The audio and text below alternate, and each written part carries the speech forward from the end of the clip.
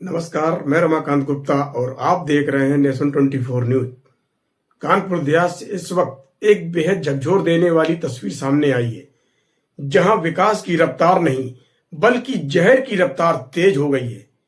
रनिया औद्योगिक क्षेत्र अब उद्योगों का हब नहीं बल्कि डेथ जोन बनता जा रहा है, जहां जहरीला कचरा, केमिकल युक्त पानी और जहरीली हवा हर सांस के साथ मौत को न्योता दे रही है।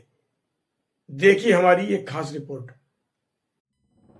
ये तस्वीरें कानपुर देहात के रनिया औद्योगिक क्षेत्र की हैं, जहां नियम कानून सिर्फ कागजों तक सिमट कर रह गए हैं।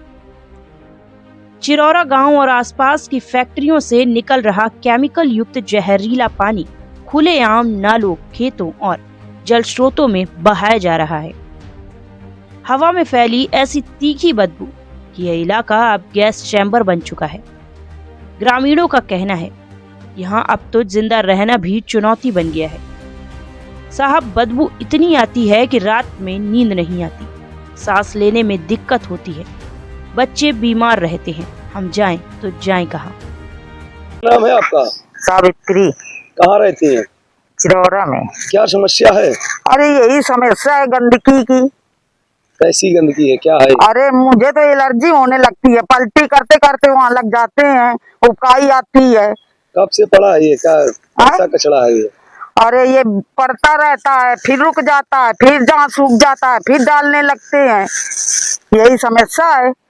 कब से है? कब से डाला जा रहा है कचरा? अरे हम देख रहे हैं, ये 2 साल 3 साल से पड़ रहा है, सूख जाता है, फिर थोड़े दिन नहीं डालते। क्यों ढके हुए हैं, क्या समस्या? अरे गंदगी है, क्या करें, पलटी होने लगी, एलर्जी हो जाएगी, बीमार हो जाएंगे।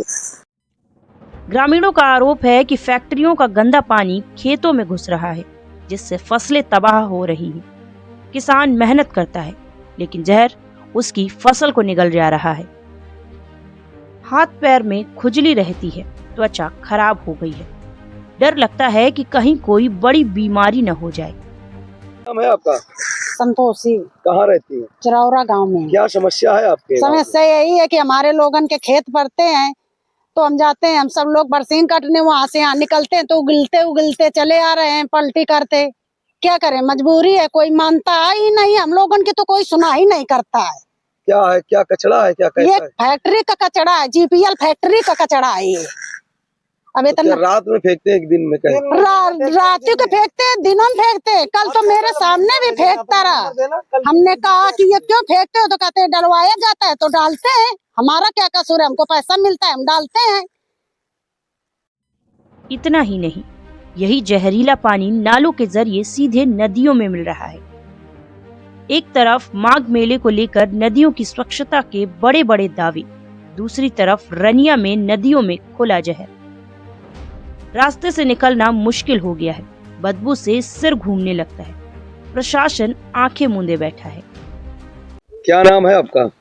हमारा नाम सिमोन कुशवाहा, ग्राम चिरौरा। क्या समस्या है आपकी? समस्या ये है भैया, जो दूषित कचरा है ये हमारे मतलब गांव के बाहर नहीं पड़ना चाहिए। हमारा ये भंडारा होता है, रिंदेश्वर महादेव मंदिर है, वहीं हमारी भूमि है। अपने भूमि में भंडारा करवाता है, विशाल भंडारा होता है, और ये कचरा यहाँ नहीं पड़ना चाहिए।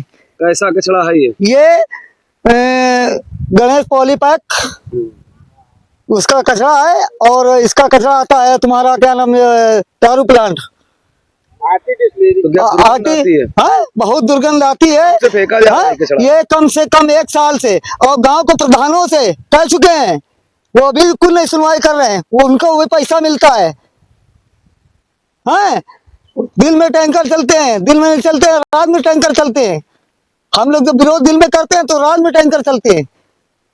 हमारी इस बात की सख्त से सख्त कार्रवाई होना चाहिए। 25 मार्च के पहले ये कचरा बिल्कुल यहाँ से खत्म होना चाहिए भैया।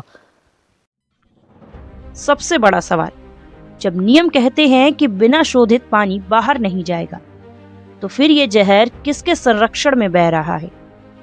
जब प्रदूषण नियंत्रण बोर्ड के अधिकारी मनोज चौरसिया से सवाल किया गया, तो कैमरे के सामने बोलने से साफ इनकार कर दिया गया।